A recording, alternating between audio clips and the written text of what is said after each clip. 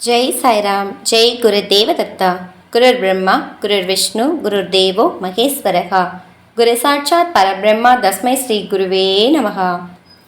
अक्कलकोट श्री स्वामी समर्थ லீலாமிருதம் அத்தியாயம் 149.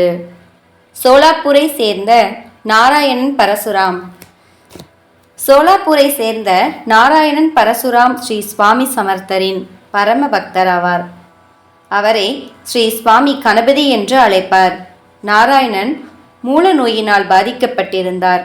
அவர் அனைத்து வைத்திய முறைகளை கையாண்டும் எந்தவித முன்னேற்றமும் ஏற்படவில்லை. நிலைமை மோசமானது. வேறு வழி இல்லாமல் அறுவை சிகிச்சை செய்வது என்று முடிவானது. அவர் நாளுக்கு நாள் பலவீனமாகிக் கொண்டே போனார். வீட்டில் கூட நடக்க முடியாத நிலை உருவானது. இறுதியாக தன் நிலையை அக்கல்கோட்டில் உள்ள பக்தரான மோரோபந்திடம் கடிதம் மூலம் தெரிவித்து ஸ்ரீ சுவாமி சமர்த்தரிடம் விண்ணப்பிக்குமாறும் அவரிடம் தனக்கு ஏதாவது வைத்திய முறையை கூறுமாறும் பிரார்த்தனை செய்து கொள்ளச் சொன்னார்.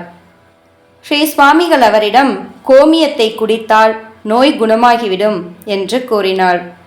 இந்த வைத்தியத்தை மோரோபந்த் கடிதத்தில் எழுதி அனுப்பி வைத்தார். அவர் சில நாட்களுக்கு அவ்வாறு செய்தவுடன் அவருடைய நோய் முற்றிலுமாக குணமானது. ஸ்ரீ சுவாமி சமர்த்தர் வினோதமான வைத்திய முறைகளை கூறி நோய்களை குணப்படுத்தி இருப்பதை முந்தைய பல அத்தியாயங்களில் தெரிந்து கொண்டிருக்கிறோம். இது போன்ற லீலைகள் மூலம் அற்புதங்களை செய்து காட்ட வேண்டும் என்பது ஸ்ரீ சுவாமி சமர்த்தரின் நோக்கமல்ல. பக்தர்கள் குருவின் மீது கொண்டிருக்கும் முழு நம்பிக்கையே அவர்களுடைய அனைத்து பிரச்சனைகள் மற்றும் நோய்களில் இருந்து அவர்களை காப்பாற்றும் என்பதை உணர்த்துவதுதான் அவருடைய நோக்கம். ஆகவே நாமும் எந்தவித சந்தேகமும் இல்லாமல் குருவை முழு நம்பிக்கையுடன் துதிப்போமாக. ஜெய ஜெய ஸ்ரீ சுவாமி சமர்த். ஜெய் சாய்ராம். ஜெய் குரு தேவதத்தா.